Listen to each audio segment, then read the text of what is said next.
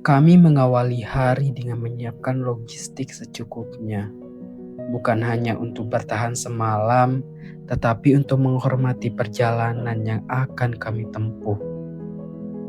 Di pagi yang cerah, di bawah langit pasar tradisional yang telah lama menjadi saksi denyut ekonomi dan kehidupan, kami menyusuri lapak demi lapak. Pasar ini mungkin sederhana, namun disinilah manusia saling menyapa, berbincang, dan mengawali hari sebagai makhluk sosial. Di tengah laju pasar modern yang kian cepat, pasar tradisional tetaplah bertahan, bukan sekedar tempat mencari nafkah, melainkan ruang untuk bertemu, berbagi, dan merasa hidup. Dari sana, perjalanan berlanjut. Kami singgah di tempat penyewaan alat outdoor, menyiapkan diri dengan perlengkapan yang kelak akan menjadi penopang di alam bebas.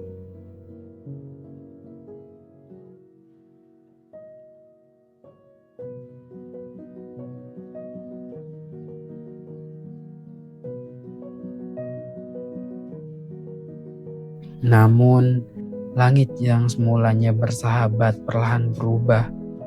Hujan turun deras tanpa aba-aba. Di tengah guyuran air dan jalan yang basah, salah satu motor teman kami mengalami kerusakan. Kami berhenti sejenak di sebuah minimarket, berteduh sambil menunggu hujan mereda. Kami belajar bahwa perjalanan tak selalu tentang bergerak. Kadang ia mengajarkan arti sabar dan menunggu. Setelah hujan mereda, roda kembali berputar, menyusuri jalan yang perlahan menanjak hingga memasuki pusuk Sembalun, di mana angin pegunungan mulai berbicara pelan.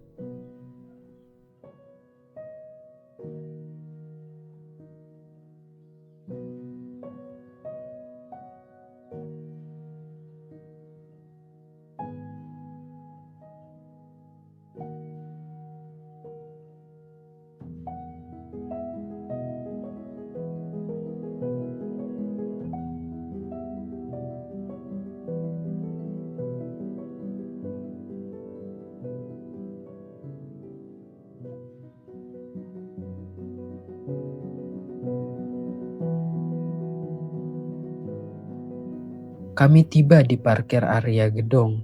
Di titik inilah langkah kami mengambil alih segalanya. Tak ada lagi mesin, hanya napas, detak jantung, dan niat yang terus melangkah.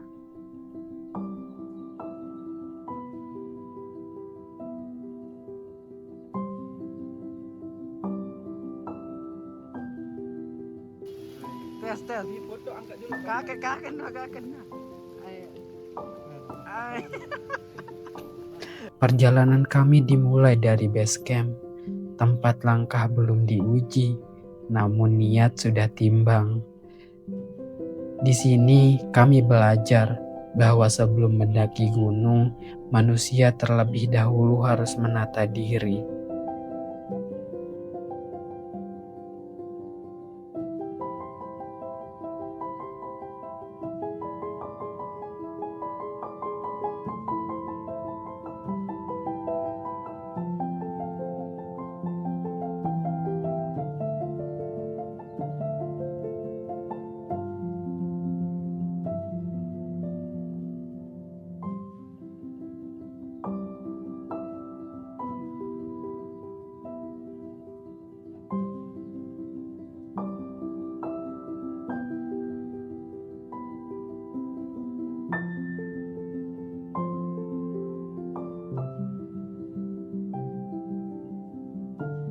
Kami melangkah melewati camping ground. Alam masih terasa ramah, seolah memberi izin untuk masuk. Namun tak lama, tanjakan Kijang menyapa dengan jujur, mengajarkan bahwa tak ada jalan tinggi yang bisa ditempuh tanpa keringat.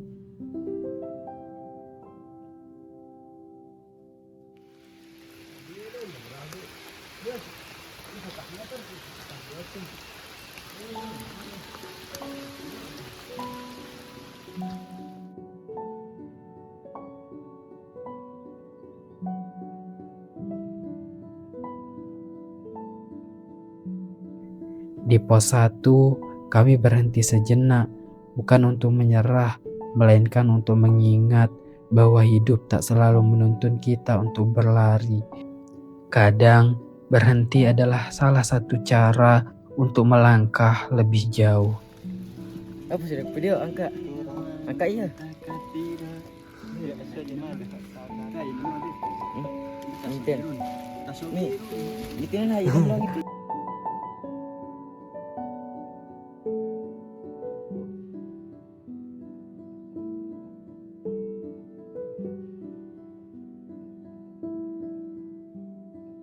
Langkah kembali berlanjut hingga kami tiba di gerbang Ratu.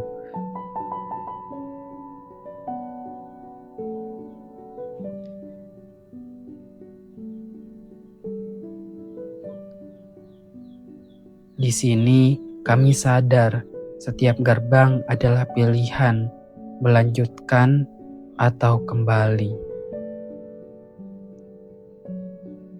Kami memilih melanjutkan. Tak jauh dari sana, di pertengahan menuju pos penantian, kami berhenti sejenak. Tempat sunyi yang mengajarkan satu hal sederhana, bahwa tidak semua tujuan perlu diraih dengan tergesa, dan tidak semua jawaban datang dengan segera. Langkah membawa kami ke cemara raksasa, pohon tua yang berdiri kokoh, menjadi saksi kesabaran waktu. Di bawah naungannya, kami belajar bahwa keteguhan tidak lahir dari kecepatan, melainkan kesetiaan untuk tetap berdiri. Kami melewati pos 2 dan pos 3, napas kian berat, namun di sanalah kami mengerti, semakin tinggi seseorang melangkah, semakin ia belajar merendah.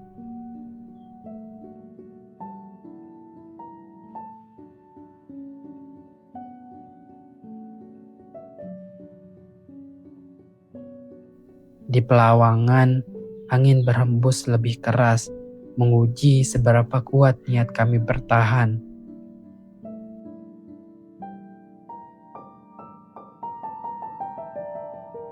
Penggunungan dengan cemara tumbang menjadi pengingat, bahkan yang paling kokoh pun pernah jatuh, namun tetap memberi jalan. Kami tiba di puncak Bukit Gedong dalam sunyi malam, tanpa sorak, tanpa euforia, karena kami paham puncak bukanlah untuk ditaklukkan, melainkan untuk disyukuri.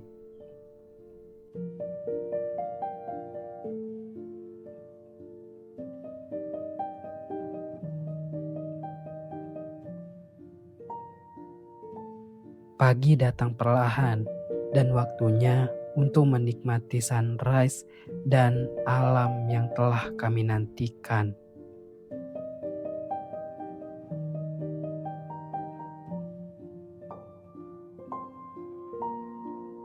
Sambil menikmati alam, sarapan sederhana harus kami siapkan.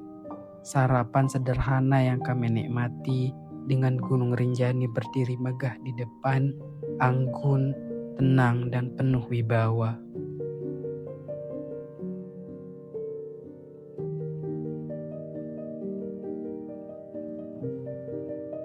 Sarapan.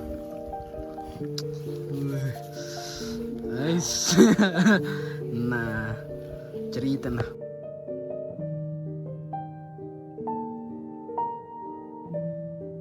Setelah mengakhiri sarapan dan ditutup dengan buah yang begitu manis, waktunya kami untuk bersiap-siap turun.